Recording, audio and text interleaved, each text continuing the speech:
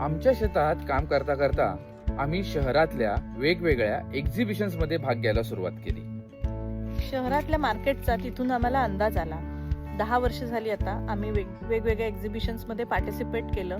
नेमक्या अडचणी काय आहेत लोकांच्या. शहरातल्या लोकांना निसर्ग हवा असतो, पण तो घरी आणायचा कसा, जपायचा कसा आणि नेमकं वेळ काढायचा कसा, हे बरेच प्रश्न होते. मग त्याचंच सोल्युशन काढत आम्ही वृक्षवल्ली सुरू केलं. वेगवेगळ्या टेक्निक्स सोप्या करून डेव्हलप केल्या. लोकांसाठी वेगवेगळे असे प्रॉडक्ट जसं की पॉटिंग मिक्स असेल, झाडं कशी जोपासायची ह्याच्यावरती छोटे छोटे वर्कशॉप्स असतील, असं करत आम्ही हे सगळं वृक्षवल्लीच्या माध्यमातून करायला सुरुवात.